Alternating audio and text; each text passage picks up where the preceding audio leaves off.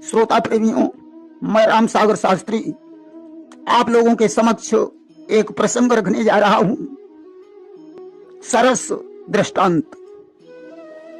देखिए, एक बार देवर्षि नारद ने भगवान से पूछा, प्रभु आपका निवास स्थान कहाँ है? भगवान बोले, सुनो कि नाहं वसामि वैकुंठे नाहं वसामि भूतले मधुभक्ताः यत्र गायन्ति तत्रैव तिष्ठामि नारद। ना मैं वैकुंठ में रहता हूँ, न मैं पृथ्वी पर वास करता हूँ। मेरे भक्त जहाँ मेरा संकीर्तन करते हैं, हे नारद, मैं वहीं निवास करता हूँ। एक बार एक गरीब स्त्री के 2 बालक थे। विधवा होने के कारण वह उनका ठीक से पालन पोषण भी नहीं कर पा रही थी। उसके दोनों बच्चे एक जंगल के रास्ते से होकर पाठशाला में जाते थे। एक दिन बच्चों को रास्ते में डर लगा। उन्होंने जाकर माँ को बताया कि माँ, अन्य बच्चों के साथ उनका नौकर जाता है, परंतु मेरे साथ कोई नहीं होता। आप भी मेरे साथ एक नौकर भेज दिया करो, मुझे रास्ते में डर लगता है। माँ की आंखों में आंसू भर आए। उसने चुपचाप उन आंसुओं को पोंछकर बच्चों से कहा, बेटा डरने की कोई बात नहीं। जिस जंगल में तुम्हें डर लगता है, उसी जंगल में तुम्हारा मोहन दादा रहता है। जब तुम्हें डर लगा करे तो मोहन दादा को बुला लिया करना। दूसरे दिन बच्चे पाठशाला गए। उन्हें जंगल में डर महसूस हुआ तो बड़ी जोर से पुकारने लगे, मोहन दादा तुम कहाँ हो? आज उन भक्त बच्चों की आवाज सुनकर भगवान भाग खड़े हुए। बच्चों का हाथ पकड़कर जंगल पार करा दिया। जब बच्चे अपने घर पहुंचे तो उन्होंने माँ को सारी कहानी बताई। अब तो माँ को विश्वास ही नहीं हो रहा था कि ऐसा कैसे हो गया। एक दिन की बात है, गुरुजी ने सभी बच्चों से कहा, कल अपने अपने घर से एक एक लोटा दूध लेकर आना। बच्चों ने जाकर यह बात माँ को बताई। माँ ने कहा, बेटा मेरे पास कोई गाय भैंस भी नहीं है और न तो इतने पैसे हैं जो दूध खरीद सकूं। बच्चे चुप हो गए। जब वे पाठशाला जा रहे थे तब उन्होंने भय के कारण मोहन दादा को बुलाया और कहा, मोहन दादा आज गुरुजी ने एक एक लोटा दूध मंगाया है। भगवान ने कहा, कोई बात नहीं बेटा, मैं तुम्हें एक एक लोटा दूध दूंगा, तुम यहीं खड़े रहो, मैं अभी आता हूं। भगवान थोड़ा इधर उधर हटकर दोनों हाथों में एक एक लोटा दूध लेकर आ गए। बच्चे बड़े प्रसन्न हुए। उन्होंने जाकर गुरुजी से कहा, गुरुजी मैं दूध ले आया हूं। गुरुजी ने देखा इनके लोटे बहुत छोटे छोटे हैं, पहले बड़े बड़े लोटों का दूध उलट लिया जाए। आखिर में गुरुजी ने उन बच्चों का दूध लिया। ज्यों ही उल्टा, अब तो लोटे से दूध निकलना ही बंद नहीं हुआ। गुरुजी के घर में जितने भी पात्र थे सब भर गए, परंतु लोटे का दूध समाप्त नहीं हुआ। गुरुजी ने उस लोटे को उठाया और ज्यों का त्यों रख दिया। बच्चों को बुलाया, पूछने लगे, बेटा यह दूध तुम्हें किसने दिया था? बच्चों ने कहा, मोहन दादा ने। गुरुजी बोले, बेटा ऐसा करो, तुम मुझे अपने मोहन दादा के पास ले चलो, मैं उन्हें देखना चाहता हूं। बच्चों ने कहा, ठीक है। आज बच्चों के पीछे गुरुजी चल पड़े। जंगल के निकट पहुंचकर बच्चों ने आवाज लगाई, मोहन दादा तुम कहाँ हो? भगवान आ गए। आज मोहन दादा के दर्शन करके गुरुजी समझ गए ये भगवान हैं। चरणों में गिरकर साष्टांग प्रणाम किया और उनका ध्यान करते हुए पाठशाला को लौट आए। भगवान कहते हैं कि जो निर्मल है, जो निश्चल है, वही जन मुझको पाता है।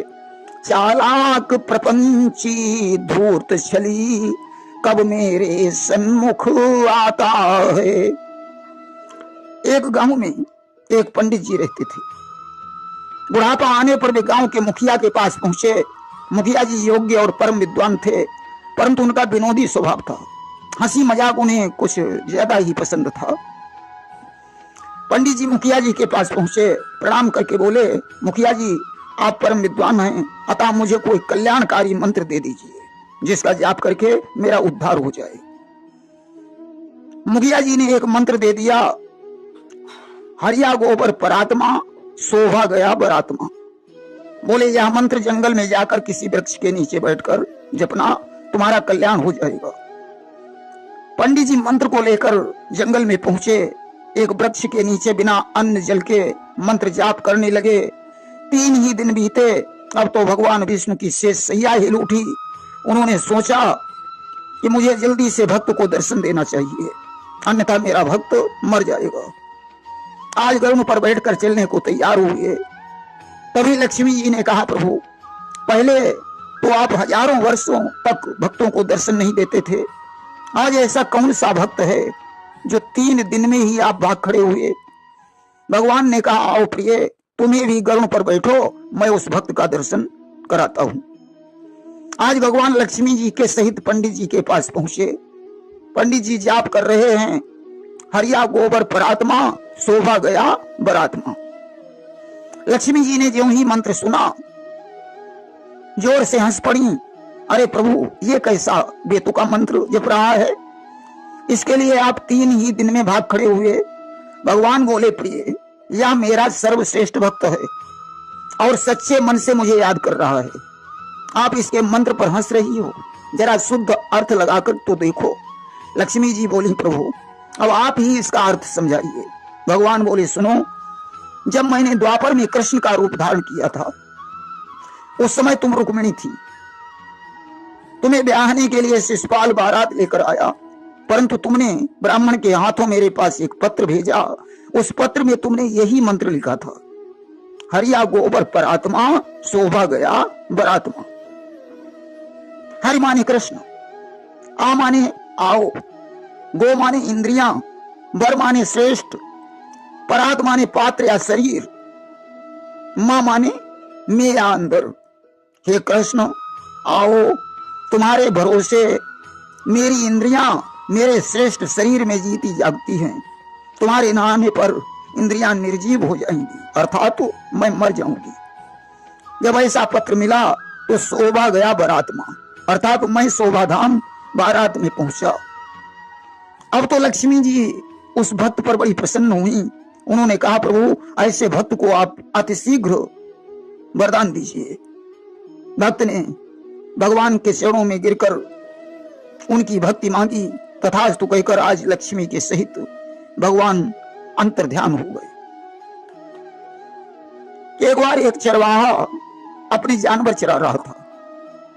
अचानक एक महात्मा जी उधर से गुजरे। चरवाहे ने महात्मा जी को प्रणाम करके कहा, बाबा जी मुझे कोई गुरु मंत्र दे दीजिए। बाबा जी ने ओम नमः शिवाय मंत्र दे दिया और चलते बने। चरवाहा अपना मंत्र याद करता रहा। दोपहर के समय उसने जानवरों को नदी में पानी पिलाया और ओम नमः शिवाय मंत्र दोहराता रहा। ज्यों ही जानवरों को उसने पानी पिलाकर वापस किया, एक ठोकर लगी, बेचारा रेती में गिर गया। अब तो मंत्र भूल गया। बहुत कुछ दिमाग दौड़ाया, परंतु मंत्र याद नहीं आया। उसने विचार किया, मंत्र को इसी रेती में ढूंढना चाहिए। ढूंढते ढूंढते उसे एक भैंस का सींग मिल गया। उसने सोचा शायद यही मंत्र है। अब भैंस का सींग हाथ में पकड़े हुए घर लौटा, जानवर बांध दिए और बाहर झोपड़ी में बैठकर वह सींग सामने रख लिया और जाप करने लगा, भैंस का सींग, भैंस का सींग। अब भगवान विष्णु ने विचार किया कि शायद भक्त मेरा नाम ले रहा है। सन्यासी बनकर चरवाहे के पास पहुंचे। पूछने लगे, बेटा आप किसका जाप कर रहे हो? भक्त ने कहा, बाबा जी तुम्हें जहां जाना हो वहां जाओ, मैं किसी का भी जाप कर रहा हूं, आपको क्या लेना देना। भगवान बोले, नहीं बताओ तो। भक्त को गुस्सा आ गया। उसने कहा, नहीं मानते हो तो तुम्हारे बाप का जाप कर रहा हो। भगवान वापस लौट आए। इधर भगवान शंकर ने विचार किया कि शायद भक्त मेरा जाप कर रहा है। पार्वती जी से बोली, प्रभु आपका नाम भैंस का सींग कब से हो गया? अरे लोग तो आपको नीलकंठ त्रिपुरारी कहते हैं, कोई आशुतोष, कोई भोले भंडारी कहता, कोई गंगाधर कहता। ये नाम तो सार्थक हैं, परंतु भैंस का सींग ये निरर्थक नाम कैसे हो सकता है? भगवान शंकर ने कहा, आओ प्रिय नंदी पर बैठो। चलकर पहुंचते हैं। नंदी पर सवार होकर भगवान शंकर पार्वती जी के सहित भक्त की कुटी के पास पहुंचे। भगवान शंकर ने कहा कि जो तुम्हारे मन अस संदेह और तऊ के न जाई परीक्षा लेहू। अगर तुम्हारे मन में यह संदेह है कि वह मेरा नाम नहीं ले रहा है तो जाकर स्वयं परीक्षण करो। पार्वती ने एक बुढ़िया का रूप बनाया, भक्त के पास पहुंची, बोली बेटा आप किसका जाप कर रहे हो? भक्त बोला तुम्हें क्या लेना देना है, जहां जाना है वहां जाओ, मेरा समय क्यों बर्बाद करोगी? मैं जिसका जाप कर रहा हूं वह खुद जानता होगा। बोली नहीं बेटा फिर भी बताओ तो या किसका जाप कर रही हो? भक्त को गुस्सा आ गया, उसने कहा तुम्हारे खसम का जाप कर रहा हूं। पार्वती जी तुरंत वहां से भाग खड़ी हुई, शिव के पास पहुंची, बोली प्रभु आप सत्य कहते थे, वह भक्त आपका ही जाप कर रहा है। आज उस भक्त के सामने पहुंचकर भगवान ने अपने दिव्य दर्शन दिए और कहा भक्तराज तुम्हारा कल्याण हो। नंदी पर सवार होकर पार्वती के सहित भगवान शिव अंतर्ध्यान हो गए। देखिए मानस में एक चौपाई आती है कि सुमेरी पवन सुत पावन नाम अपने वश करी राखे राम। राम को रामू कह दिया और भगवान को कुछ भी कहे। यहां भैंस का शिव भगवान शंकर का नाम हो गया। बता पूर्ण आस्था अटल प्रेम और विश्वास के साथ जिसके लिए आप जाप करते हैं वो अवश्य ही प्रसन्न होता है। भगवान तो भक्त के बस में होते हैं। एक बार 4 मूर्ख पंडित काशी से विद्या पढ़कर लौट रहे थे। रास्ते में एक तालाब पड़ा, उसमें उन्होंने बैठे हुए एक बगुले को देखा।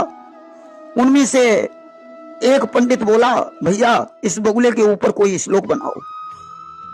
एक पंडित ने श्लोक बनाया, खोदंता भाई खोदंता। बगुला पानी में चोंच मार रहा था, इसलिए उसके ऊपर यह श्लोक सही सिद्ध हुआ। बगुले ने ज्यों ही पंडित की आवाज सुनी वह गर्दन ऊंची उठाकर इधर उधर देखने लगा।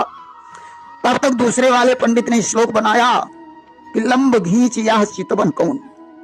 जैसे ही बगुले के कान में यह आवाज पड़ी बगुला सुकुड़ मुकुड़ कर बैठ गया। तब तक तीसरे वाले पंडित ने श्लोक बनाया सुकुड़ मुकुड़ यह बैठक कौन। जैसे ही बगुले ने सुना उसने अपने पंख फड़फड़ाए और उड़ गया। तब तक चौथे वाले पंडित ने श्लोक बनाया फलंगत जाए फलंगत जाए। इस प्रकार आज पंडितों ने 4 श्लोक बनाकर तैयार कर लिए। एक राजा के दरबार में पहुंचे। राजा ने उन्हें विद्वान समझकर स्वागत सत्कार किया और अपने महल में ही उन्हें एक कमरा दे दिया। धीरे धीरे रात का वक्त हुआ। एक चोर राजा की चोरी करने के लिए पहुंचा। उसने अपने बेलचे से नकब काटना शुरू कर दिया। तब तक चारों पंडितों ने आपस में विचार किया कि जो श्लोक हम लोगों ने बनाए थे उन्हें दोहरा लिया जाए, अन्यथा हम लोग भूल जाएंगे। पहले वाले ने अपना श्लोक दोहराया, खोदंता भाई खोदंता। चोर के कान में जैसे ही यह आवाज पड़ी उसने विचार किया मालूम पड़ता है कोई देख रहा है। उसने खोदना बंद कर दिया और अपनी गर्दन ऊपर उठाकर इधर उधर देखने लगा। तब तक दूसरे वाले पंडित ने अपना श्लोक दोहराया, लंब घींच यह चितवन कौन। चोर ने सोचा अब तो कोई वास्तव में देख रहा, और सिकुड़ मुकुड़ कर बैठ गया। तब तक तीसरे वाले पंडित ने अपना श्लोक दोहराया, सिकुड़ मुकुड़ यह बैठक कौन।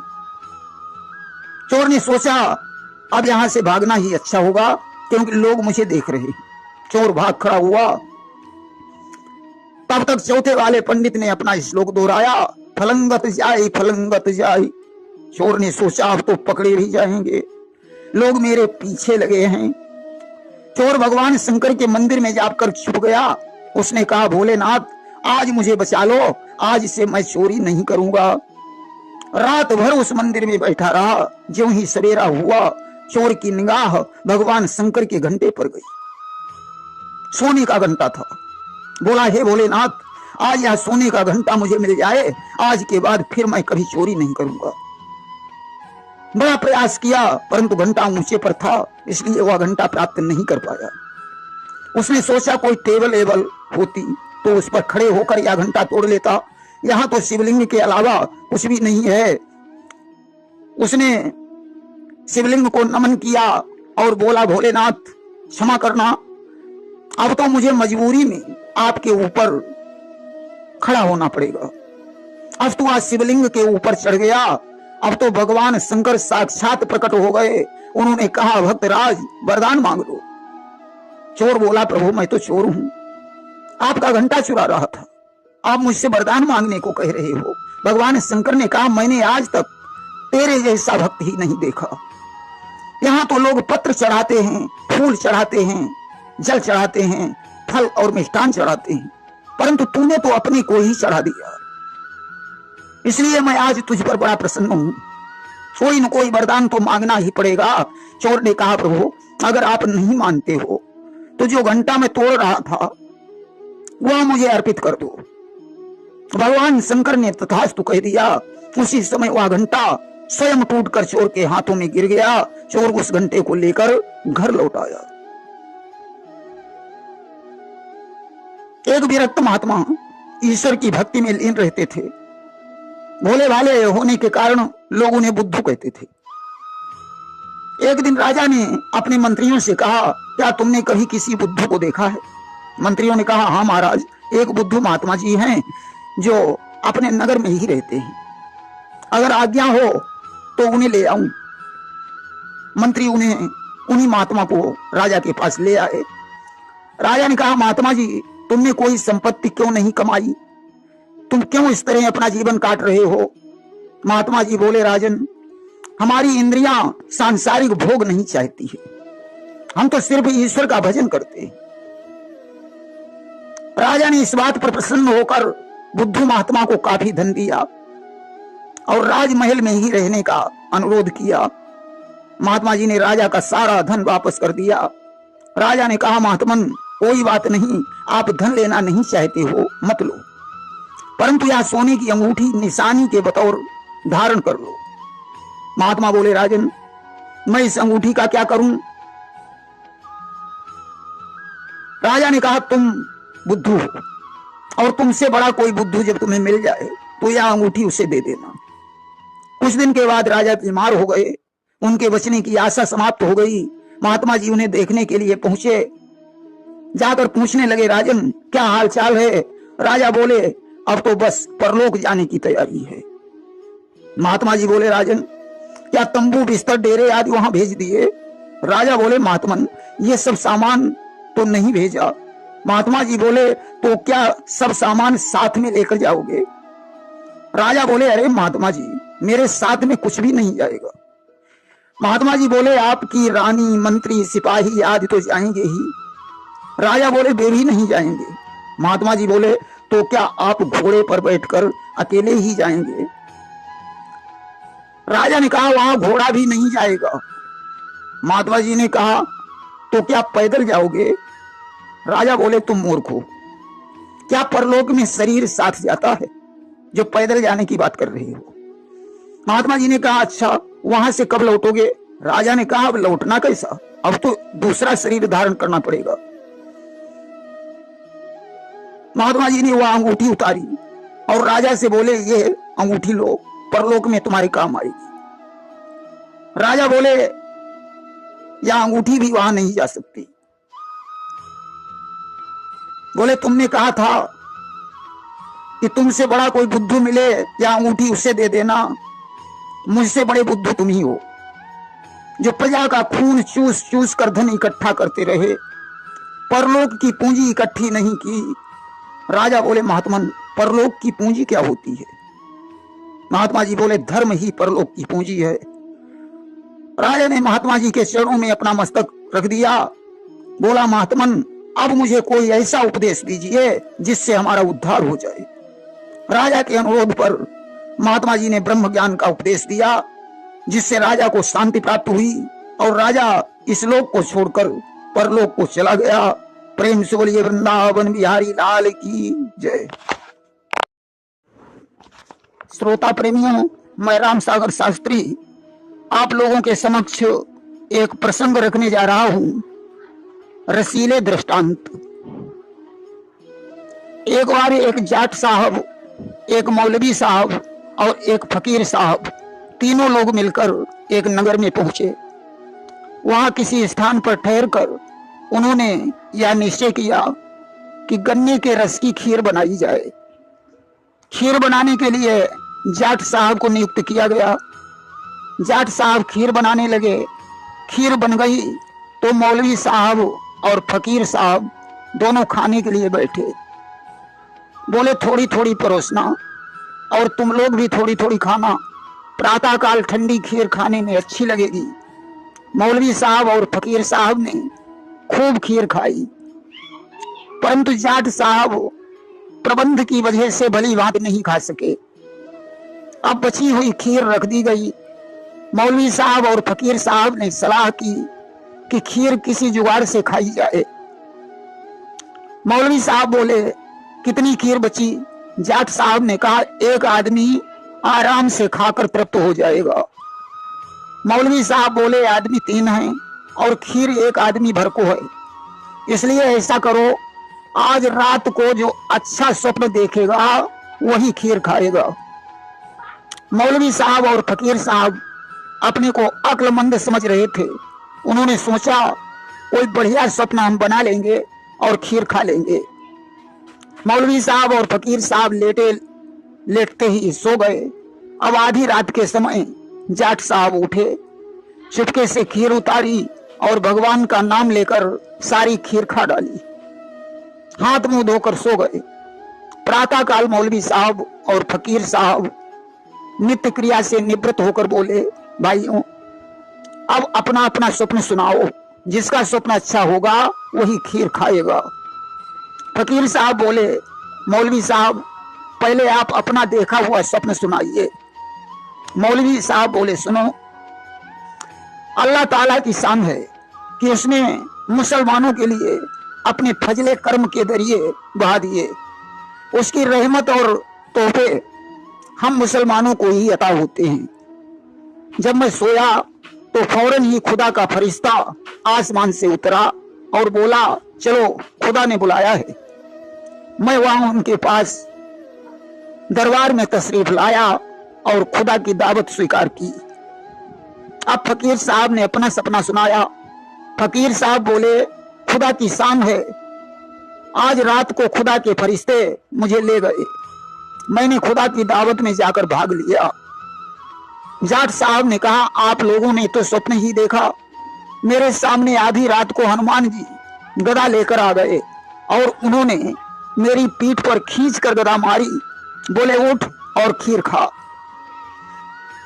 कि अर्धरात्रि के समय पर कूद पड़े महावीर, खींच गदा मेरे हनी, बोले जल्दी खा ले खीर। इसलिए हनुमान जी के डर से मुझे वह खीर खानी पड़ी। मौलवी साहब बोले खीर लाओ, हम खाएंगे क्योंकि हमारा स्वप्न अच्छा है। जाट साहब ने हांडी उठाई और सामने रख दी।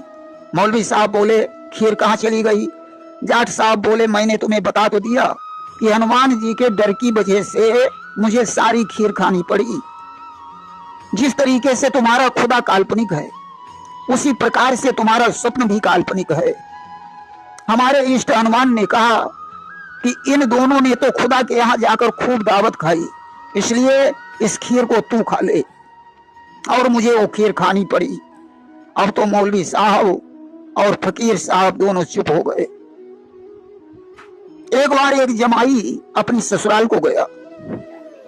जमाई से जब पूछा गया कि आज क्या बनाया जाए, जमाई ने कहा पूरी खाते खाते मन उचट गया, इसलिए खिचड़ी बनाई जाए।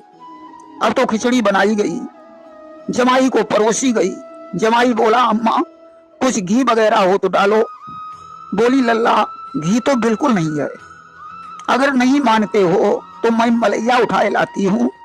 सर्दी में घी वैसे भी जम जाता है।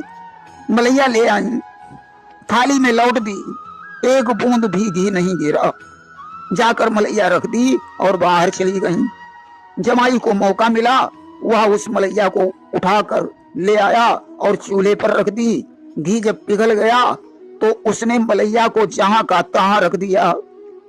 अब सास जी आई, जमाई बोला अम्मा थोड़ा घी डालो। सास बोली लल्ला नहीं मानते हो तो मैं फिर मलैया उठाए लाती हूँ। उठा लाई और लौट दी। अब तो तमाम घी थाली में गिर गया। सास जी की देखकर आंखें चकाचौंध हो गई। बोली लल्ला हमारे यहाँ साले के साथ खाना खाया जाता है, ऐसी यहाँ की प्रथा है। अब तो साले बहनोई एक थाली में खाने लगे। जमीन कुछ ऊंची नीची थी इसलिए घी जमाई की तरफ जा रहा था। अब तो सास जी से न रहा गया, उठी और बोली लल्ला तुम्हारी माँ ने हमारी लड़की को बहुत दुख दिया। खिचड़ी में एक मेड़ बनाते हुए बोली मैं तुमसे खुला खुला शब्दों में कहती हूं कि अलग हो जाओ। जमाई साहब ने देखा मामला गड़बड़ हो गया, घी तो सब उधर चला गया। उसने हाथ से सारी खिचड़ी मिलाते हुए कहा तुम्हारी लड़की ने तो मेरा घर ही चौपट कर दिया। एक बार एक राजा ने दावत की योजना बनाई। उसने मछुआरों के पास सूचना भेजी। मछुआरे मछली लेकर आए। जो ही वे आगे बढ़े दरोगा जी ने उन्हें रोक लिया। बोले मछली की आधी कीमत मुझे चाहिए। और आगे बढ़े तो पहरेदार ने कहा मछली की आधी कीमत मुझे चाहिए। और आगे बढ़े तो मंत्री जी ने कहा मछली की आधी कीमत मुझे चाहिए। बेचारे मछुआरे वापस लौट आए। तब तक एक उद्दंड मछुआरा मछली लेकर पहुंचा। उसने सभी को आश्वासन दिया चिंता मत करो, यह मछली राजा के पास पहुंचने दो, तुम्हारी कीमत तुम्हें मिल जाएगी। मछली लेकर मछुआरा राजा के पास गया। राजा ने कहा कीमत बोलो। उसने कहा महाराज इस मछली की कीमत 200 जूते है। राजा ने कहा क्या तुम्हारा दिमाग खराब है?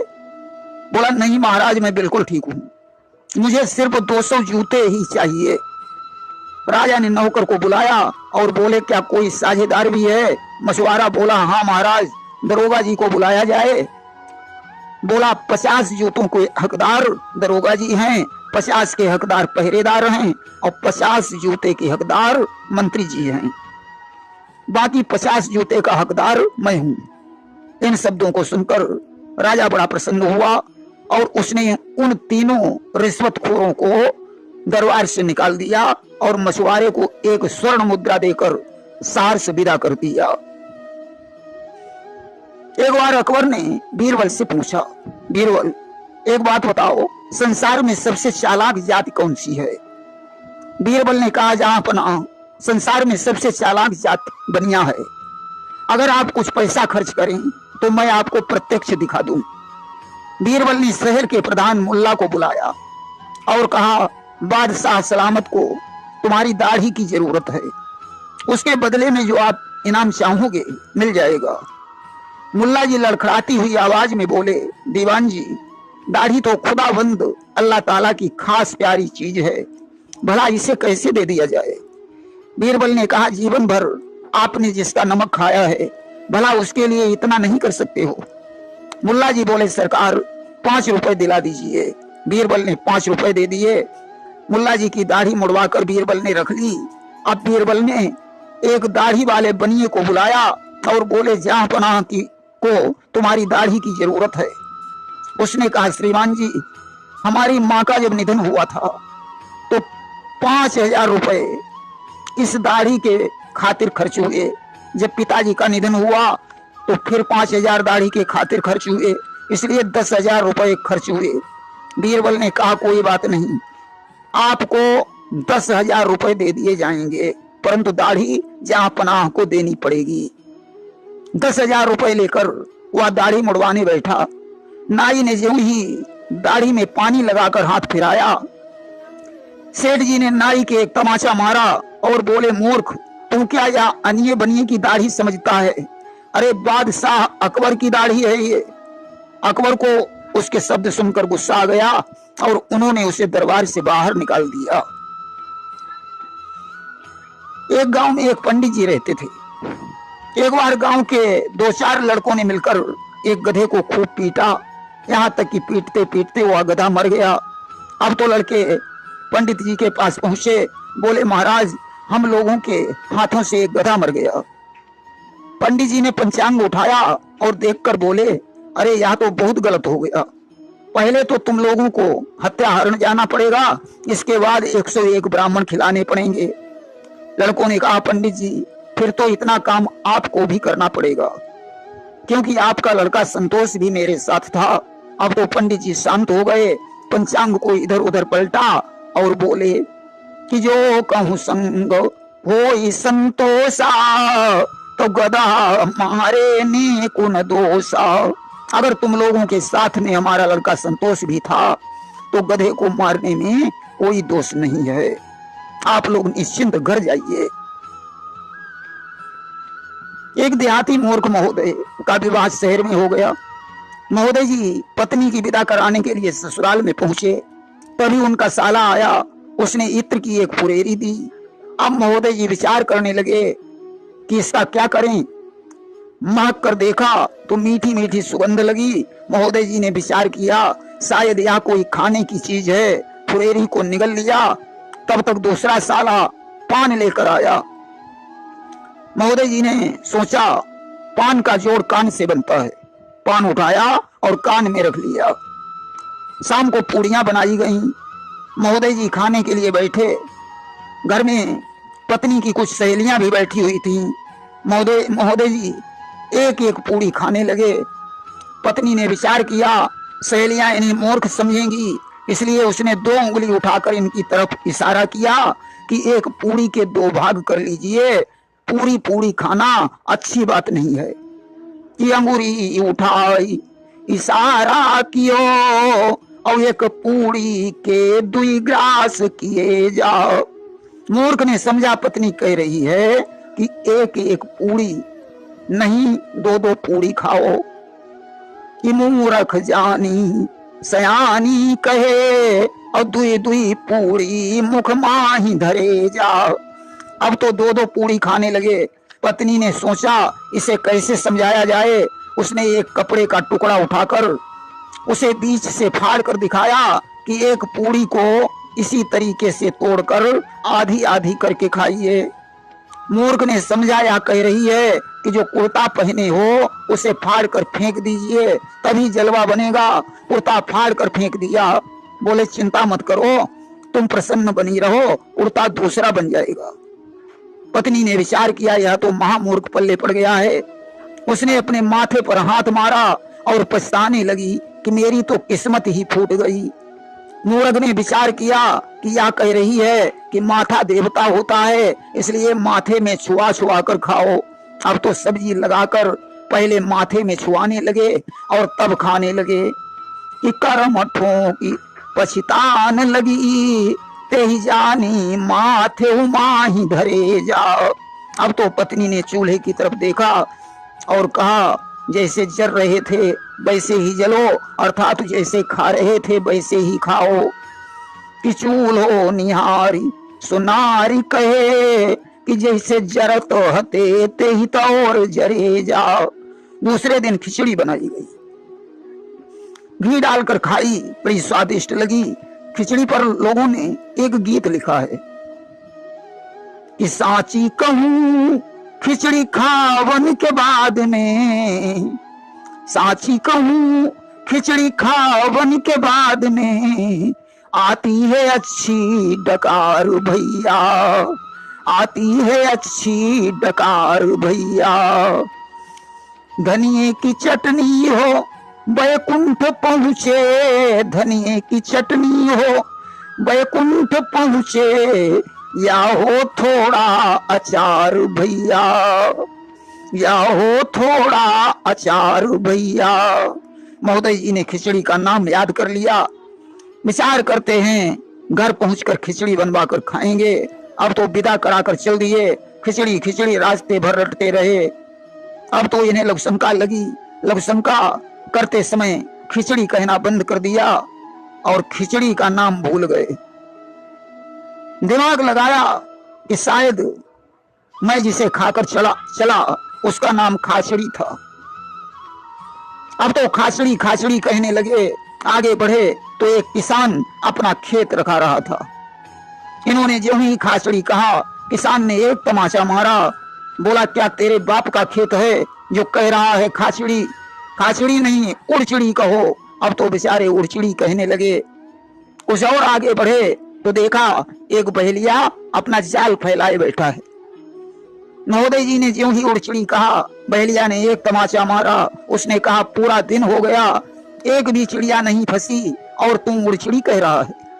फंदे में आचड़ी कहो। अब तो फंदे में आचड़ी, फंदे में आचड़ी कहने लगे। और आगे बढ़े तो कुछ चोर बैठे, चोरी करने का विचार बना रहे थे। जब ही इन्होंने कहा फंदे में आचड़ी, चोरों को गुस्सा आया। उन्होंने एक एक तमाचा मारा और बोले ले आओ धद धद जाओ, या शब्द कहो। अब तो बेचारे ले आओ धद धद जाओ या कहने लगे। और आगे बढ़े तो एक ब्राह्मण का एक ही पुत्र था, उसका निधन हो गया। लोग उसे शमशान घाट पर लिए जा रहे थे। महोदय जी ने ज्यों ही कहा ले आओ धद धद जाओ, लोगों ने उन्हें पकड़ लिया और खूब पीटा। बोले ऐसा किसी के न हो, ऐसा कहना पड़ेगा। अब तो बेचारे ऐसा किसी के न हो कहने लगे। और आगे बढ़े तो एक राजा के पुत्र का राज तिलक हो रहा था। जब ही इन्होंने कहा ऐसा किसी के न हो, सिपाहियों ने इनके दो चार बेंत मारे और कहा ऐसा सबके हो या कहना पड़ेगा। अब तो बेचारे ऐसा सबके हो ऐसा कहते हुए घर पहुंच गए। पत्नी से बोले सुनो ऐसा सबके हो, अभी बनाओ, घी डालकर खाएंगे। अब तो पत्नी के बात ही समझ में नहीं आई। महोदय बोले मैके में खूब बनाती रही, यहाँ आकर भूल गई, अभी बनाना पड़ेगा। पत्नी ने कहा मैं ऐसा सबके हो बनाना नहीं जानती हूँ। महोदय जी ने डंडा उठाया और पत्नी को पीटने लगे। तब तक पड़ोसन काकी दौड़कर आ गई। बोली हाय तुमने बहू को मार मार कर खिचड़ी बना दिया। बोले बस मैं यही बनाने के लिए कह रहा था, परंतु इसने नहीं सुना। अब बेचारी ने खिचड़ी बनाई, महोदय ने घी डालकर खाई। बोले पहले ही बना देती तो ये मार क्यों पड़ती। एक बार एक मूर्ख किसान एक जुलाहे से बोला कि इस बार हम कपास बोएंगे, हमारा कपास बहुत बढ़िया होगा, बताओ तुम किस भाव से खरीदोगे।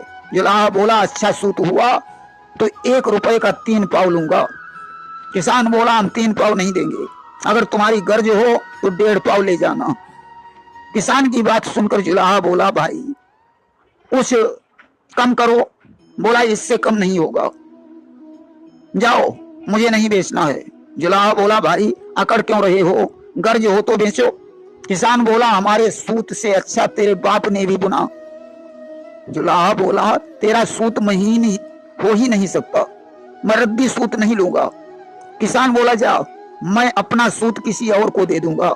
अब तो दोनों में जूता लात होने लगा। गांव के लोगों ने आकर बीच बचाव किया। इसी प्रकार एक पंडित जी ने सत्तू मांग मांग कर एक मटकी भर ली, रस्सी से बांधकर उन्होंने उस मटकी को धन्नी में लटकाया और उसके नीचे 4 पाई डालकर लेटे। विचार करने लगे मटकी सत्तू से भरी है, अगर गांव में अकाल पड़ गया तो 100 रुपए प्राप्त हो जाएंगे, उससे मैं एक बकरी लूंगा, बकरी से तमाम बकरे बकरी तैयार हो जाएंगे, उन्हें बेचकर मैं गाय खरीदूंगा, गाय से तमाम गायें और बछड़े हो जाएंगे, उन्हें बेचकर मैं भैंस खरीद लूंगा, भैंस से तमाम भैंसे तैयार हो जाएंगे, उन्हें बेचकर मैं घोड़ी खरीदूंगा, घोड़ी से तमाम घोड़े घोड़ी हो जाएंगे, उन्हें बेचकर बढ़िया सा महल बनवाऊंगा, धनवान होने के कारण मेरा अच्छा विवाह हो जाएगा, पत्नी से जो पुत्र पैदा होगा उसका नाम मैं सोम शर्मा रखूंगा, पुत्र से इतना प्रेम करूंगा कि वह मुझे देखते ही पापा पापा कहकर दौड़ पड़ेगा। मैं घुड़शाला के पास कुर्सी डालकर बैठूंगा, लड़का मेरे पास दौड़कर आएगा, मैं पत्नी से कहूंगा कि इस बच्चे को क्यों नहीं ले रही हो। वह भी घर के कामों में व्यस्त होने के कारण मेरी बात नहीं सुनेगी, तो मैं दौड़कर उसके एक लात मारूंगा। और उन्होंने खींचकर लात मटकी में मारी, मटकी फूट गई, सत्तू बिखर गए, सारी कल्पनाएं धरी की धरी रह गईं। देखिए दहेज से कितनी बड़ी बड़ी हानियां हो रही हैं। एक महोदय की 4 पुत्रियां थीं, उन्हें पुत्रियों के विवाह की चिंता हुई तो उन्होंने 4000 रुपए में मकान गिरवी रख दिया, क्योंकि 2000 दहेज में और 2000 खिलाने पिलाने में खर्च होना था। दोपहर के समय महोदय जी अपने मकान को देखकर रोने लगे। बोले अगर हमारे ये 4 लड़कियां न होती तो रोना नहीं पड़ता। आखिर में बड़ी पुत्री ने जहर खा लिया और भगवान को प्यारी हो गई, अन्य पुत्रियां जलकर मर गईं। कितना खतरनाक है ये दहेज। देखिए दस्तूर क्या होता है। जापान में शिंटो मठ के प्रवर्तक प्रत्येक 7वीं वर्ष लट्ठा समारोह आयोजित करते हैं। इसमें हजारों लोग भाग लेते हैं। इसके तहत टनों भारी और 10 फुट लंबे लकड़ी के लट्ठे को गहरी ढलान पर धकेला जाता है। खासियत यह है कि उस पर लोग सवार होते हैं। स्वाभाविक है इस दौरान तमामों लोग चुटियल भी होते हैं, परंतु अब दस्तूर है तो निभाना तो पड़ेगा ही। देखिए दुष्ट 4 प्रकार के होते हैं, सठ, खल, मूर्ख और जड़। सठ सत्संग से सुधर जाता है और सठे साठ्यम समाचरित, सठ के साथ सठता का व्यवहार करना चाहिए। खल का स्वभाव नहीं बदलता। एक कवि ने लिखा है कि जाता कभी स्वभाव न खल का, कितना ही सत्संग करे वो सुजन साधु निर्मल का। जाता कभी स्वभाव न खल का, मिश्री मिश्रित पैसे सिंचन करो वृक्ष के थल का। किंतु स्वाद कड़वा ही होगा सदा नीम के फल का। जाता कभी स्वभाव न खल का। और मूर्ख को उपदेश देना भी गुनाह है। उसे भले ही ब्रह्मा के समान गुरु मिल जाए, परंतु उसे चेत नहीं होता। 64 प्रकार के मूर्ख बताए गए हैं। एक कवि ने लिखा है कि मूर्ख अपने ही गुण को गाते हैं, मूर्ख बच्चों को मुंह लगाते हैं। मूर्ख त्यागी हो जोड़ते धन को, मूर्ख बेकार तोड़ते फल को। मूर्ख निर्धन का द्रव्य हरते हैं, मूर्ख मन में घमंड रखते हैं। मूर्ख बूढ़े में ब्याह करते हैं, मूर्ख सबसे विवाद करते हैं। मूर्ख हर वक्त मुस्कुराते हैं, मूर्ख गलियों में गुनगुनाते हैं। मूर्ख कामों में दखल देते हैं, मूर्ख झगड़े को मोल लेते हैं। मूर्ख बलधर से बैर करते हैं, मूर्ख गर्मी में सैर करते हैं। मूर्ख जहरों से भी कड़वा बोलें, मूर्ख गैरों के पाप को खोलें। मूर्ख 2 जन में तीसरे बनते, मूर्ख गैरों की बात पे चलते। मूर्ख हित की न बात सुनते हैं, मूर्ख अनगैर घर में रखते हैं। मूर्ख कर्मों से हीन होते हैं, मूर्ख बुद्धि से क्षीण होते हैं। मूर्ख से बड़ा जड़ होता है, जिसके दिमाग में कुछ भी नहीं टिकता, इसलिए इसे महामूर्ख कहा जाता है। प्रेम से बोलिए वृंदावन बिहारी लाल की जय। श्रोता प्रेमियों, मैं राम सागर शास्त्री आप लोगों के समक्ष रखने जा रहा हूं एक प्रसंग, हास्य दृष्टांत। एक बार एक पतिव्रता स्त्री धान कूट रही थी। उसी समय उसका पति आ गया। उसने पानी मांगा। पतिव्रता ने मूसल ऊपर फेंक दिया और अपने पति को पानी दिया। तब तक उसके सतीत्व के बल पर वह मूसल ऊपर ही लटका रहा। पानी देने के बाद मूसल स्वयं उसके हाथ में आ गया और वह फिर से धान कूटने लगी। यह करिश्मा उसकी पड़ोसन देख रही थी। उसने उस स्त्री से पूछा, बहन मूसल कैसे लटक गया? स्त्री ने कहा, यह पातिव्रत धर्म की शक्ति है। पड़ोसन बोली, पातिव्रत धर्म क्या होता है? स्त्री बोली, पति की सेवा करना ही पातिव्रत धर्म है। उसने कहा, आज से मैं पतिव्रता बनूंगी। उसने अपने पति की एक दिन खूब सेवा की और पति से बोली, सुनो, कल सवेरे जब हम धान कूटने बैठे तो तुम हमसे पानी मांगना। पति ने कहा, ठीक है। सवेरा हुआ, पत्नी धान कूटने बैठी। पति आया, उसने पानी मांगा। पत्नी ने एकदम मूसल को ऊपर फेंका और देखने लगी कि देखे मूसल ऊपर रुका या नहीं रुका। मूसल ठीक उसकी नाक पर गिरा, नाक फूट गई। उसने गुस्से में मूसल को उठाया और 2-4 मूसल अपने पति के पीठ पर मारे। बोली, अरे तुम में तनिक भी सत्य नहीं जो मूसल ऊपर रुक जाता। एक बार एक ऊंट वाला जा रहा था। एक बुढ़िया ने ऊंट वाले को रोककर कहा, बेटा मुझे ऊंट पर बिठा लो। ऊंट वाला रुक गया। उसने ऊंट को बैठाया। बैठने पर पीछे ऊंट के घुटने निकल आते हैं। उन्हीं घुटनों पर बुढ़िया बैठ गई और बोली, बेटा मैं बैठ गई हूं, ऊंट को ले चलो। ऊंट वाले ने ज्यों ही ऊंट को खड़ा किया, बुढ़िया जमीन पर गिर गई। बोली, बेटा मैं नीचे गिर गई हूं। ऊंट वाले ने कहा, आप कहां बैठी थी जो गिर गई? बुढ़िया बोली, बेटा मैं जिस सीट पर बैठी थी अब तो वह सीट ही गायब है। देखिए, हमारी माताओं बहनों में एक दूसरे की नकल करने की आदत होती है।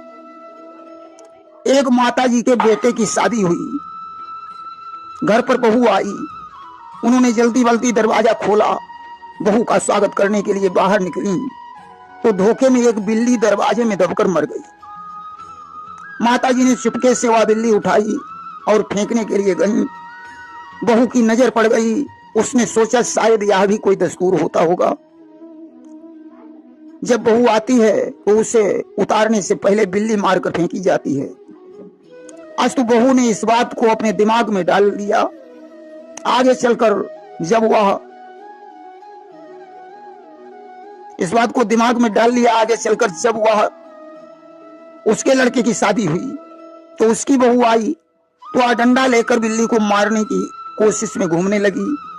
लोगों ने कहा, अरे बहू को उतारो, घर ले जाओ। उसने कहा, बिना दस्तूर के बहू को घर कैसे ले जाएं? पहले बिल्ली मारनी पड़ेगी, उसे फेंक कर बहू उतारी जाएगी। इस बात पर सभी लोग हंसने लगे। बोले, मालूम पड़ता है तुम्हारा दिमाग खराब हो गया, बिल्ली मारने का कोई दस्तूर नहीं होता। बोली, मेरी सास ने बिल्ली मारी थी। लोगों ने कहा, बिल्ली मारी नहीं होगी बल्कि धोखे से मर गई होगी। जाओ बहू को घर ले जाओ। हमारी माताओं बहनों के कुछ अजीब कोड वर्ड होते हैं। एक देवी जी ने अपने बच्चे को लघुशंका करने के लिए कोड वर्ड सिखाया। बच्चे को जब लघुशंका लगती तो बच्चा कहता था, मम्मी हम गाएंगे। देवी जी समझ जाती थी बच्चा लघुशंका करना चाहता है। उसे नीचे उतार कर लघुशंका कराकर लिटा लेती थी। एक दिन पड़ोस में कोई उत्सव था। देवी जी बच्चे को उसके पापा के पास छोड़कर उत्सव में चली गईं। पापा को बच्चे का कोड वर्ड पता नहीं था। रात के 10 बजे बच्चे ने पापा से कहा, पापा हम गाएंगे। पापा बोले, चुपचाप लेटो, बड़े गायक बन रहे हो। बच्चा चुप हो गया। अब बेचारा लघुशंका कैसे रोक पाए। उसने फिर कहा, पापा हम गाएंगे। पापा बोले, बड़े तानसेन बन रहे हो, नहीं मानते हो तो मेरे कान में गाओ। बच्चे ने पापा के कान में धुल धुल धुल धुल लघुशंका करना शुरू कर दिया। पापा बोले, अरे मूर्ख ये क्या कर रहा है? बच्चा बोला, पापा गा रहा हूं। बोले, ये कोड वर्ड तुम्हें किसने सिखाया? बच्चा बोला, मम्मी ने। एक बार एक अध्यापक जी ने कक्षा में बच्चों से कहा, बच्चों हम गधे से मनुष्य बनाते हैं। कक्षा में एक धोबी का लड़का था, उसके घर में एक गधा था। उसने अध्यापक से कहा, गुरुजी कल हम गधा लेकर आएंगे, आप उसे मनुष्य बना देना। अब तो अध्यापक जी चक्कर में पड़ गए कि गधा को मनुष्य कैसे बनाया जाए। विचार किया, मैंने तो यह बात इसलिए कही थी कि बच्चे गधे के समान होते हैं, हम उन्हें शिक्षा देकर सच्चा मनुष्य बना देते हैं। परंतु यह मूर्ख बच्चा सचमुच कल गधा लेकर आएगा, उसे मैं मनुष्य कैसे बनाऊंगा? अब तो एक ही उपाय है, गधे को अपने घर ले जाकर बेच लूंगा और इससे कह दूंगा कि तुम्हारा गधा मनुष्य बनकर फतेहगढ़ की कचहरी में जज बन गया है। दूसरे दिन वह बच्चा गधे को लेकर गुरुजी के पास आया। गुरुजी ने उस गधे को अपने घर पर बंधवा लिया। बच्चे से कहा तुम्हारा गधा 3 दिन में मनुष्य बन जाएगा। गुरुजी ने गधा बेच लिया। तीसरे दिन बच्चे ने कहा गुरुजी मेरा गधा मनुष्य बनकर कहाँ चला गया? गुरुजी बोले बेटा वह फतेहगढ़ की कचहरी में जज बन गया है। बच्चा बड़ा खुश हुआ। उसने सोचा मैं अपने गधे से जाकर जरूर मिलूंगा। कचहरी में पहुंचा। जज साहब कुर्सी पर बैठे हुए थे। वह बच्चा जाकर जज साहब के पास खड़ा हो गया। जज ने पूछा तू कौन है, यहाँ क्यों खड़ा है? बच्चे ने कहा मेरे गधे होकर मुझे रुतबा दिखा रहे हो। जज को गुस्सा आया। उन्होंने उस बच्चे की एक लात मारी। लात खाकर बच्चा बोला अब मुझे पूरा विश्वास हो गया तुम मेरे ही गधे हो, क्योंकि जब मैं तुम्हें घास डालता था तब तुम लात जरूर चलाते थे। वह लात मारने वाली आदत तुम्हारी आज तक नहीं गई। खैर कोई बात नहीं, मुझे बड़ी खुशी है कि मेरा गधा जज बन गया। ऐसा कहकर बच्चा लौट आया। उसने गुरुजी के चरण स्पर्श किए और बोला गुरुजी आपको बहुत बहुत धन्यवाद, आपने हमारे गधे को जज बना दिया। एक बार एक महोदय जी ने एक महात्मा जी को अपना गुरु बनाया। बाबा जी रोज अपने चेले के घर जाते थे। महोदय जी की पत्नी को यह बात अच्छी नहीं लगती थी। एक दिन महोदय जी घर पर नहीं थे। बाबा जी घर पहुंचे। पत्नी एक बेले में दूध ले आई।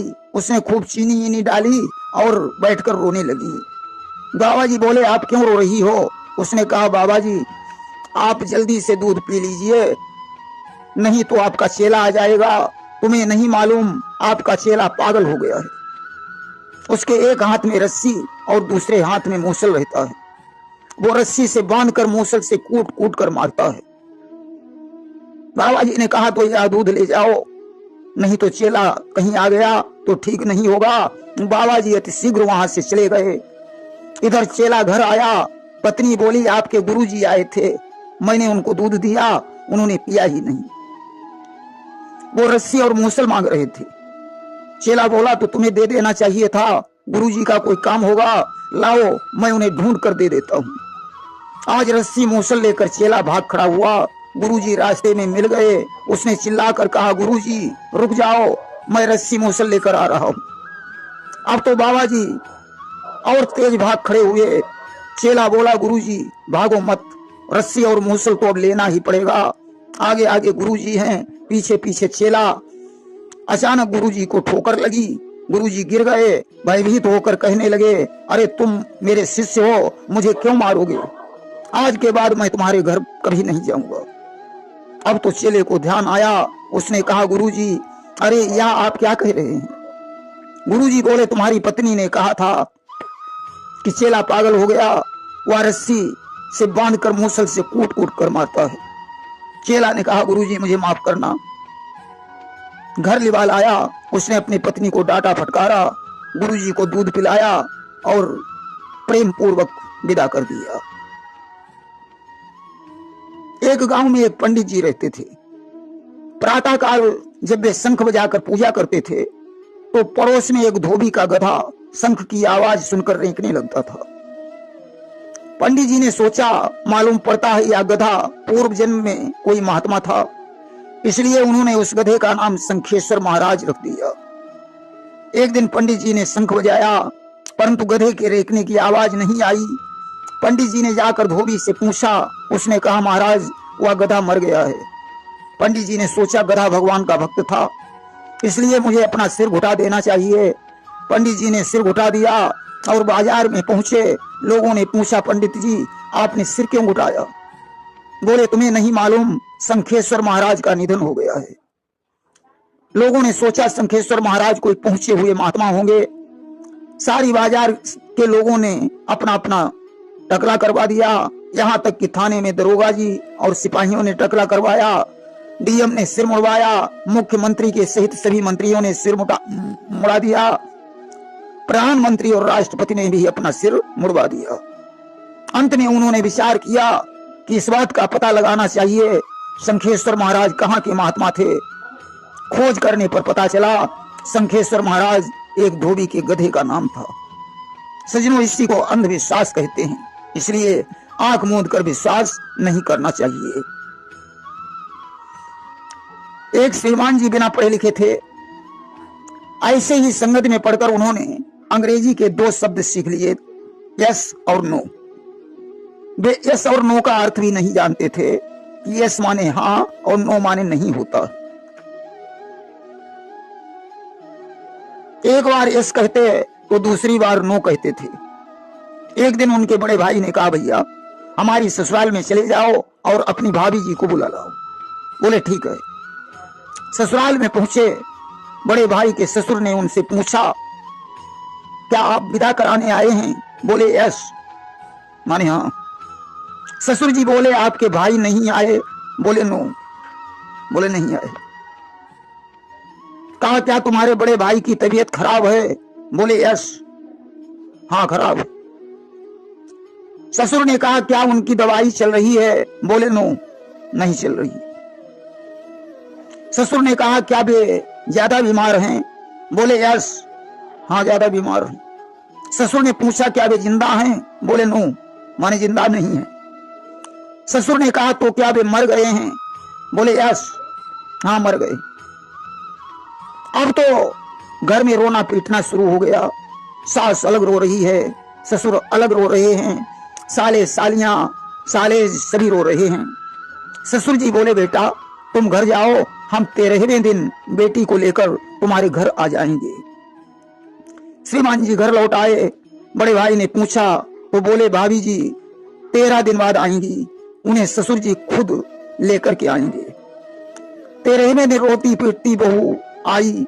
बड़े भाई ने सोचा, मालूम पड़ता है ससुराल में कोई मर गया होगा। आज तो वे भी रोने लगे। पत्नी ने पति को देखा और बोली, अरे आप तो जिंदा हैं। पति ने कहा, मैं मरा ही कब था। बोली, तुम्हारे भाई ने कहा था कि वे मर गए हैं। श्रीमान जी बोले, भैया मैंने वहां यस और नो के अलावा कुछ भी नहीं कहा। बड़े भाई ने कहा, भाड़ में जाए तुम्हारा यस और नो, न यहाँ कोई मरा न वहां कोई मरा, तुमने दोनों तरफ सभी को रुलाकर मार डाला। एक श्रीमान जी को रतौंधी का रोग था। एक बार वे अपनी ससुराल गए, उन्हें लेटने के लिए बरामदे में जगह दी गई। ससुर जी ने उन्हीं के पड़ोस में अपनी चारपाई डाल ली। पास में ही एक नाली थी। ससुर ने कहा, बेटा अगर लघु शंका लगे तो इस नाली में कर लेना। बोले ठीक है। रात में श्रीमान जी को लघु शंका लगी। वे नाली के पास पहुंचे। उन्हें रात में दिखाई तो देता नहीं था, इसलिए बेचारे नाली में गिर गए। ससुर जी ने सोचा काफी देर हो गई, दामाद साहब लघु शंका करके नहीं लौटे। जाकर देखा तो वे नाली में पड़े हैं। ससुर ने कहा, बेटा क्या तुम नाली में गिर गए हो?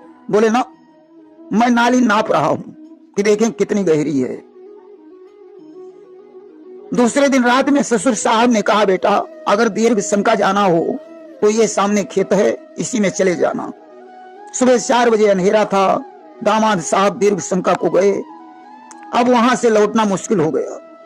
खेत में मारे मारे घूमते रहे। ससुर जी ने सोचा दामाद साहब लौट कर नहीं आए। जाकर देखा तो दामाद साहब खेत के चक्कर काट रहे हैं। ससुर ने कहा, बेटा चक्कर क्यों काट रहे हो? बोले, खेत नाप रहा हूं, देखें कितना लंबा चौड़ा है। तीसरे दिन खाना खाने बैठे। ससुर जी ने सासू जी ने इनकी थाली में 5 रोटियां रखी। एक रोटी खाई, तब तक 4 रोटी बिल्ली उठा ले गई। अब बेचारे जमीन में हाथ से ढूंढने लगे। सास ने विचार किया, मालूम पड़ता है बिल्ली रोटी उठा ले गई, इस बार हम देखते रहेंगे। इधर श्रीमान जी ने सोचा कि इस बार अगर बिल्ली आई तो उसके खींच कर पाटा मारूंगा। तब तक सासू जी रोटी रखने गई कि जिस समय सास ने हाथों से थाली में है रोटी डाली, उन जानी फिर आई बिल्ली, खुपड़ी पर पटुली दे मारी। सास जी ने ज्यों ही थाली में रोटी रखी, इन्होंने समझा फिर से बिल्ली आ गई, खींच कर पाटा, सास की खोपड़ी पर मारा, खोपड़ी फूट गई। सास ने कहा, बेटा क्या तुम्हें रतौंधी आती है? बोले, हाँ माँ मुझे रतौंधी ही तो आती। इसीलिए कहा गया है कि सच्चाई छुप नहीं सकती बनावट के उसूलों से, खुशबू आ नहीं सकती कभी कागज के फूलों से। एक बार एक श्रीमान जी ने अपनी पत्नी से लक्ष्मी जी कह दिया। अब तो पत्नी को बड़ा घमंड हो गया। उसने अपनी सास से कहा कि सास, तुम्हारे पुत्र ने मेरे धरो लक्ष्मी नाम, और लक्ष्मी तो घर घर फिरे, मैं काके घर जाऊं। हे मां, तुम्हारे पुत्र ने मेरा नाम लक्ष्मी रख दिया है, और लक्ष्मी तो घर घर मारी मारी घूमती है। अब आप मुझे बताएं मैं किसके घर में जाऊं।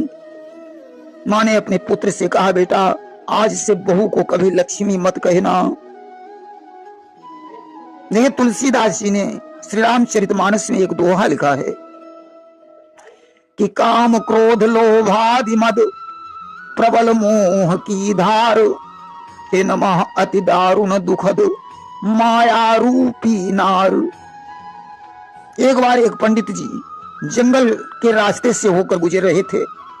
अचानक एक शेर आकर उनके सामने खड़ा हो गया। शेर को देखकर पंडित जी डर गए। उन्होंने शेर से कहा, भैया तुम मुझे क्यों खाओगे, मैं तुम्हारा विवाह करा दूंगा। जैसे ही विवाह का नाम सुना शेर भाग खड़ा हुआ। रास्ते में उसे एक चूहा मिल गया। उसने कहा, मृगराज आप क्यों भाग रहे हैं। सिंह ने कहा, एक पंडित जी आए हैं, वो हमारा विवाह करवाना चाहते हैं। अब तो चूहा भी भाग खड़ा हुआ।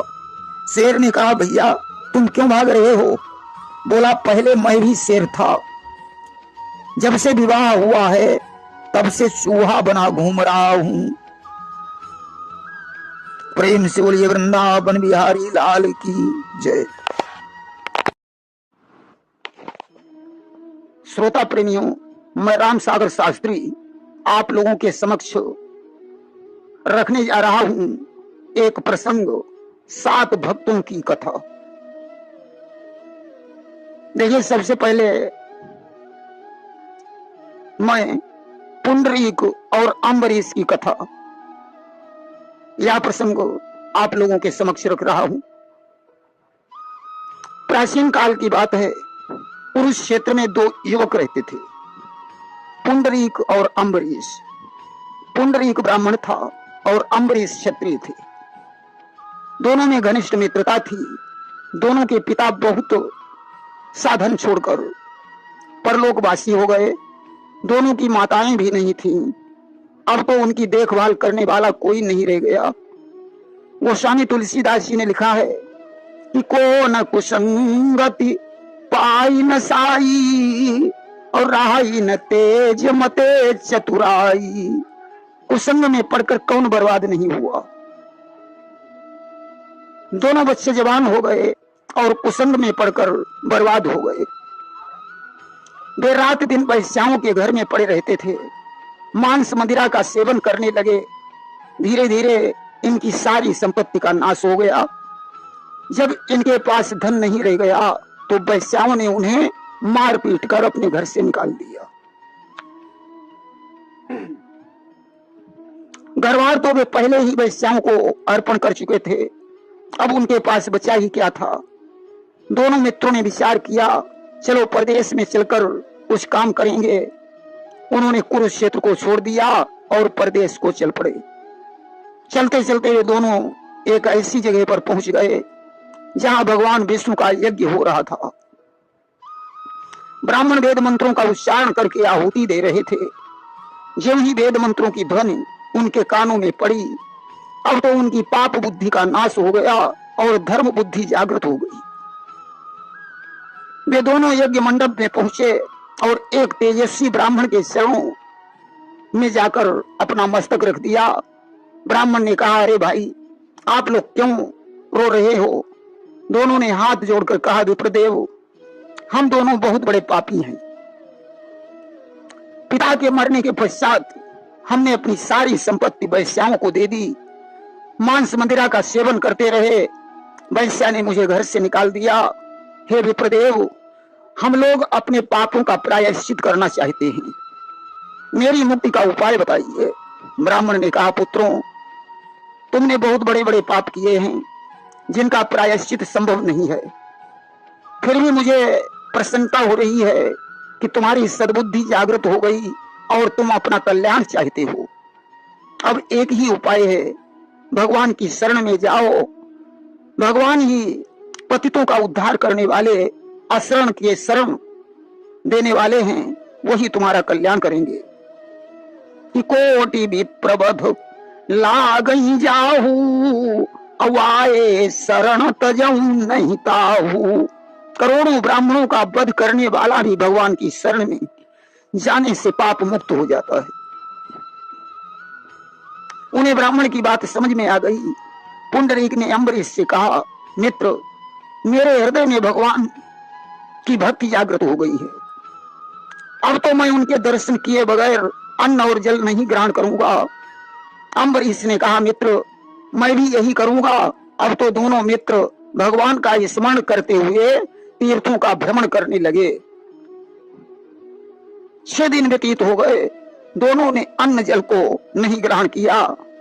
7वें दिन वे दोनों जगन्नाथपुरी में पहुंचे और भगवान जगन्नाथ के मंदिर के द्वार पर अपना माथा टेक कर रोने लगे। दोनों यही कह रहे थे, हे प्रभु, मैं पापी हूँ, पापात्मा हूँ, रात दिन मैंने पाप किए हैं, परंतु जैसा भी हूँ मैं आपकी शरण में हूँ, मुझे अपना सेवक मानकर स्वीकार कीजिए। आने जाने वाले दर्शनार्थियों को उनके ऊपर दया आ रही थी। धीरे धीरे 10 दिन व्यतीत हो गए, उनका शरीर शिथिल हो गया, प्यास से गला सूख गया, परंतु दोनों ने भगवान का द्वार नहीं छोड़ा। 11वें दिन अम्बरीश मूर्छित हो गए। उनकी दशा देखकर पुंडरीक की आंखों से आंसू बरसने लगे। वह चिल्लाने लगा, हे राधा रमण, अब मुझमें सामर्थ्य नहीं रही, हमारी दुर्दशा पर तरस खाओ, हमारे पापों को क्षमा करके दर्शन दो। अब तो उनकी करुण पुकार पर भगवान द्रवित हो गए। आज पतितों का उद्धार करने वाले दीनानाथ साक्षात प्रकट हो गए और दोनों भक्तों को उठाकर अपने हृदय से लगा लिया। उनके साथ बैठकर भगवान ने भोजन किया। पुंडरीक और अम्बरीश ने की अभिलाषा पूर्ण हो गई। सत्य ही कहा गया है, कोई कितना भी बड़ा पापी क्यों न हो, अगर किए गए पापों के लिए पश्चाताप करे और भगवान के सामने रो रो कर अपने पापों को प्रकट करे और उनसे क्षमा मांगे, तो भगवान की कृपा से उसके पापों का शीघ्र नाश हो जाता है और वह भगवान के दुर्लभ दर्शन पाकर कृतार्थ हो जाता है। भक्त आरण्य मुनि की कथा। सतयुग के अंत में एक मुनि का जन्म हुआ जिनका नाम आरण्य था। आरण्य किसी जंगल में अपना आश्रम बनाकर रहते थे। एक बार की बात है, उनके आश्रम में कपिल देव जी पधारे। आरण्य ने उन्हें सुंदर आसन प्रदान किया और श्री राम की भक्ति का उपदेश देने के लिए कहा। कपिल देव ने उन्हें श्री राम की भक्ति का उपदेश दिया, जिसे सुनकर आरण्य के हृदय में भगवान राम के साक्षात दर्शन करने की लालसा जागृत हो गई। उन्होंने कपिल देव से कहा, प्रभु, क्या मुझे कभी श्री राम के दर्शन हो सकेंगे? कपिल देव बोले, हे मुनिश्रेष्ठ, आपको भगवान श्री राम के दर्शन अवश्य होंगे। आरण्य ने कहा, प्रभु, मुझे राम के दर्शन किस प्रकार होंगे? कपिल देव ने कहा, जब रावण को मारकर भगवान राम अश्वमेध यज्ञ करेंगे और दिग्विजयी घोड़े को लेकर उनके छोटे भाई शत्रुघ्न लाल तुम्हारे आश्रम से होकर गुजरेंगे, उनसे पता पाकर तुम भगवान श्री राम के साक्षात दर्शन कर सकोगे और उन्हीं में लीन हो जाओगे। कपिल देव तो वहां से चले गए। इधर आरण्य मुनि भगवान श्री राम के रूप का चिंतन करने लगे। धीरे धीरे लंबा समय व्यतीत हो गया।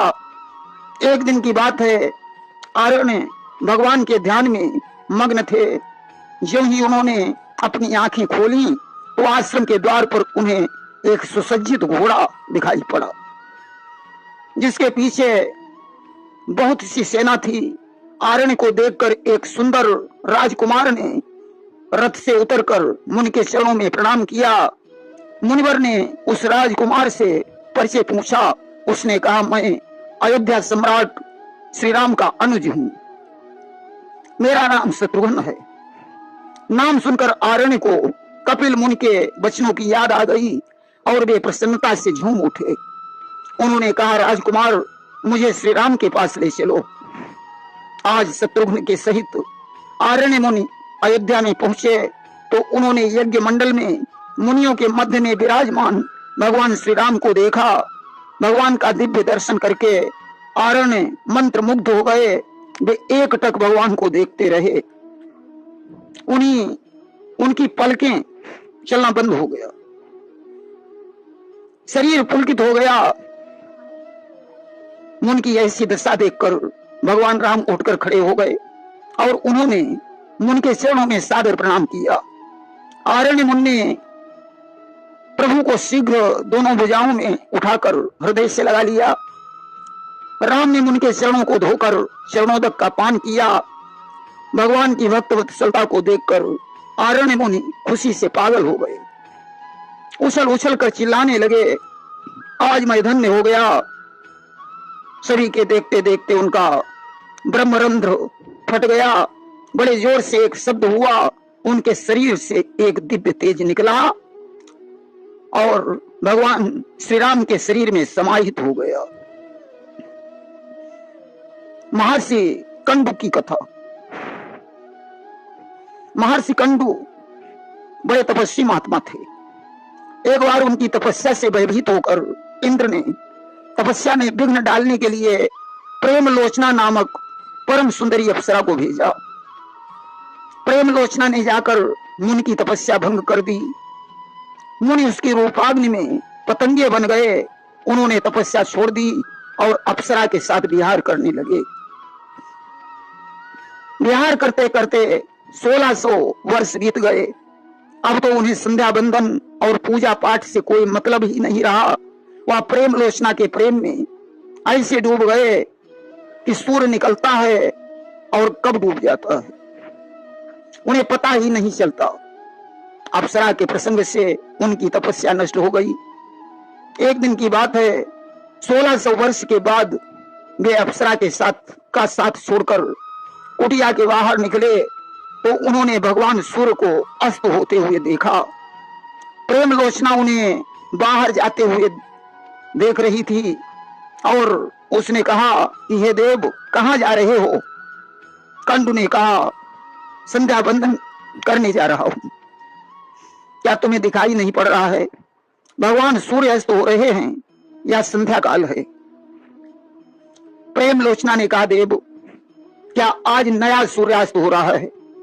सूर्यास्त तो रोज होता था।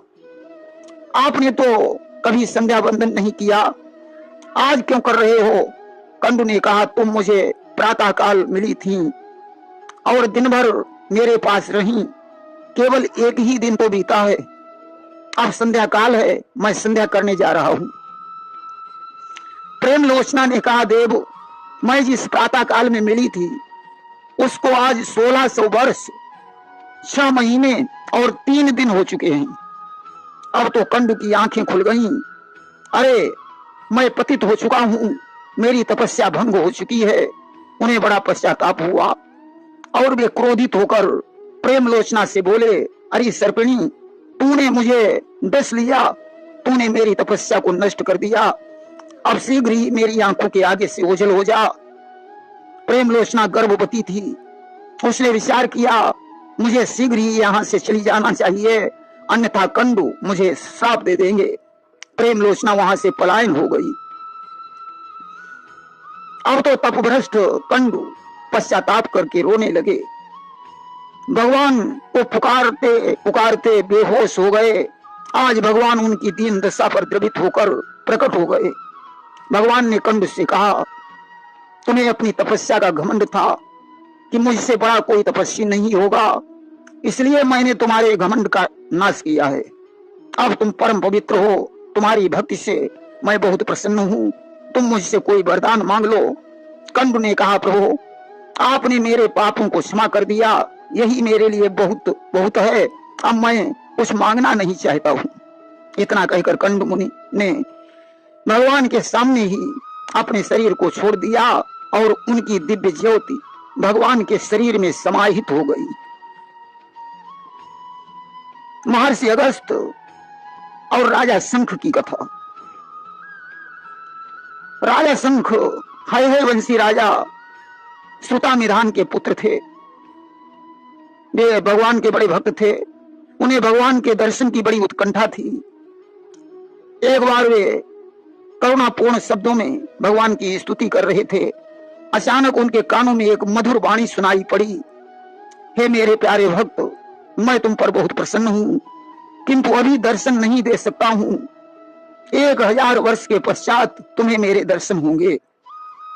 तुम्हारी तरह महर्षि अगस्त भी दर्शन के लिए व्याकुल हैं, जो वेंकटेश पर्वत पर तपस्या कर रहे हैं। तुम भी उन्हीं के पास चले जाओ, मैं तुम्हें उसी पर्वत पर दर्शन दूंगा। राजा शंख भगवान की वाणी को सुनकर बड़े प्रसन्न हुए। वेंकटेश पर्वत पर एक सुंदर आश्रम बनाया और वहीं भगवान का गुणगान करने लगे। अगस्त भी उस आश्रम के घेरे में आ गए। ऋषि मुनियों का सत्संग होने लगा। दर्शनों की लालसा से तमाम भक्तों की भीड़ हो गई। ज्यों-ज्यों दिन बीतते जाते थे, त्यों-त्यों अगस्त और शंख को भगवान के दर्शन की उत्कंठा बढ़ती जाती थी। धीरे धीरे 1000 वर्ष बीते। भगवान वहां प्रकट हो गए। वे दिव्य विमान पर बैठे हुए थे। उनका तेज करोड़ों चंद्रमाओं के समान शीतल था। शंख, चक्र, गदा और पद्म धारण किए हुए भगवान को देखकर अगस्त और शंख आनंद विभोर हो गए। भगवान ने अगस्त से कहा, मैं तुम्हारे कठोर तप से अति प्रसन्न हूं, मुझसे कोई वरदान मांगो। अगस्त ने कहा, देव, आपके दर्शन के पश्चात अब मुझे क्या चाहिए? मैं तो सिर्फ आपके चरण कमलों की निरंतर भक्ति चाहता हूं। भगवान ने तथास्तु कह दिया। देवताओं ने भगवान से प्रार्थना की, प्रभु, आप इस पवित्र वेंकटेश पर्वत पर सदैव निवास करें और दर्शनार्थियों की कामनाएं पूरी करें। भगवान ने उनकी प्रार्थना स्वीकार कर ली। इसके बाद भगवान ने राजा शंख से कहा, वत्स, तुम्हें मैं अपनी अचल भक्ति प्रदान करता हूं। इतना कहकर भगवान अंतर्ध्यान हो गए। वहीं से वेंकटेश पर्वत की महिमा बढ़ गई। जो व्यक्ति वेंकटेश नाथ के दर्शन करता है, उसे साक्षात भगवान के दर्शन का फल प्राप्त होता है। भक्त दानवराज वृत्तासुर की कथा। देखिए, इंद्र द्वारा बृहस्पति के अपमान से इंद्र निस्तेज हो गया। देवताओं पर राक्षसों ने धावा बोल दिया। इंद्र विश्वरूप की शरण में पहुंचा और उन्हें अपना गुरु बनाया। विश्वरूप पर संदेह होने के कारण इंद्र ने उन्हें मार डाला। उसके पिता त्वष्टा ने विश्वरूप के शरीर का मंथन करके दानवराज वृत्तासुर को प्रकट किया। वृत्तासुर ने घनघोर तपस्या करके ब्रह्मा से वरदान प्राप्त किया कि मेरी मृत्यु किसी लकड़ी या धातु से बने हथियार से नहीं हो। न मैं गीली चीज से मारा जाऊं और न सूखी चीज से। ब्रह्मा जी ने एवमस्तु कह दिया।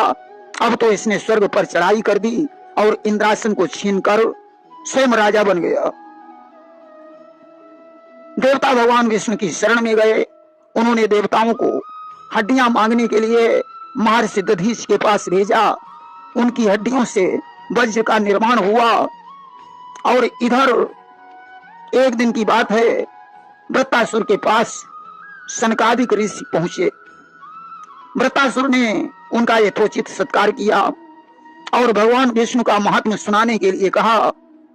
सनकादि ने वृत्तासुर को भगवान विष्णु की महिमा सुनाई। उन्होंने कहा, सारा संसार भगवान विष्णु में ही स्थित है। यह उन्हीं से उत्पन्न होकर उन्हीं में लय हो जाता है। जब मनुष्य दिव्य दृष्टि से सबको ईश्वरमय देखता है, तभी ब्रह्म का स्वरूप प्रकट होता है और वह भगवान को प्राप्त कर लेता है। सनकादि के वचनों को सुनकर वृत्तासुर भगवान की भक्ति में डूब गया और आसक्ति रहित होकर निर्भयता से शत्रुओं के बीच रहने लगा।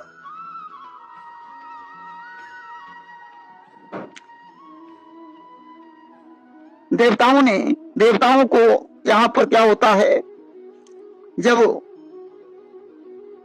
विरक्त हो गया तो एक दिन वृत्तासुर समुद्र के तट पर घूम रहा था। देवताओं को मौका मिल गया, उन्होंने वृत्तासुर पर आक्रमण कर दिया। वज्र में समुद्र का फेन लगाकर वृत्तासुर पर इंद्र ने प्रहार किया, जिससे उसका प्राणांत हो गया। उसकी देह से दिव्य तेज निकला जो भगवान के स्वरूप में विलीन हो गया। वृत्तासुर पूर्व जन्म में राजा चित्रकेतु था। प्रेम से बोलिए वृंदावन बिहारी लाल की जय।